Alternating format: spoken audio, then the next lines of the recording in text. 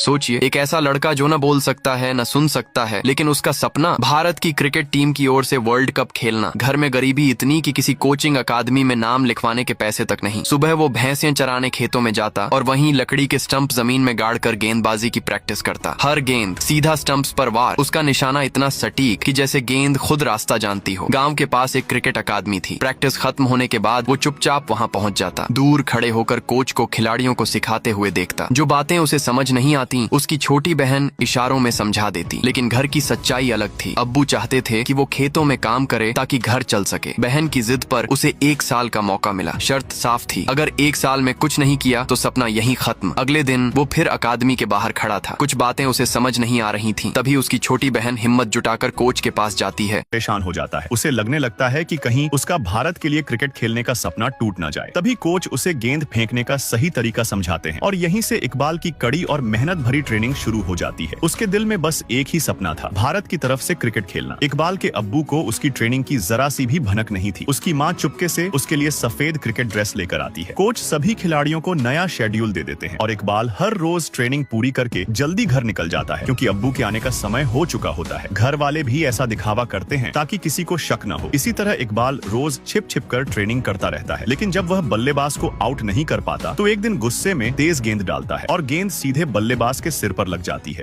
Coaching centre से निकाले जाने के बाद इकबाल और उसकी बहन दुखी होकर घर लौटे हैं। घर पहुंचते ही इकबाल गुस्से में अपना पुराना क्रिकेट स्टंप उखाड़कर फेंक देता है और मजबूरन अपने पुराने काम में लग जाता है। रात के समय इकबाल अपनी झोपड़ी में बैठकर रोने लगता है। गुस्से में वह अपने पसंदीदा क्रिकेटरों की तस्वीरें जलाने लगता है। तभी उसकी नजर एक ऐसी फोटो पर पड़ती है जिसे देखकर वह चौंक जाता है। ये तो वही आदमी है जो अक्सर उसके खेतों में शराब के नशे में पड़ा रहता है। इकबाल समझ जाता है कि वह शराबी शख्स कभी पुराना क्रिकेट खिलाड़ी रहा होगा, इसलिए अगली सुबह वह उसके पास जाकर उससे बॉलिंग सिखाने की गुजारिश करता है। शुरुआत में शराबी चाचा उसे गुस्से में भगा देते हैं, लेकिन इकबाल हार नहीं मानता। वह रोज सुबह उन्हें जगाकर बॉलिंग सिखाने की अपनी जिद दोहराता रहता है, क्योंकि उसके लिए यह सिर्फ खेल नहीं, उसका सपना है। चाचा मान जाते हैं और उसे अगली सुबह बॉलिंग सिखाने के लिए बुलाते हैं। ये सुनकर इकबाल की खुशी का ठिकाना नहीं रहता। वह दौड़ता हुआ अपनी बहन पिंकी के पास जाता है और उसे यह खुशखबरी सुनाता है। दोनों की आंखों में नए सपने चमकने लगते हैं। सुबह होते ही इकबाल पूरी तैयारी के साथ तय जगह पर पहुंच जाता है, लेकिन समय बीतता जाता है और चाचा नहीं आते। धूप तेज हो जाती है, इंतजार लंबा होता जाता है। आखिरकार इकबाल और पिंकी उन्हें ढूंढते हुए उनके घर पहुंचते हैं, जहां चाचा नशे की हालत में मिलते हैं। दोनों मिलकर उन्हें अस्पताल ले जाते हैं। अस्पताल में जब चाचा इकबाल की मासूम आंखों में टूटा हुआ सपना देखते हैं तो उनका दिल पिघल जाता है। उन्हें अपनी गलती का एहसास होता है। अगले दिन इकबाल नाराज होकर खेत की ओर जाता है, लेकिन वहां पहुंचकर हैरान रह जाता है। लेकिन अब कहानी ने ऐसा मोड़ लिया कि सब बदल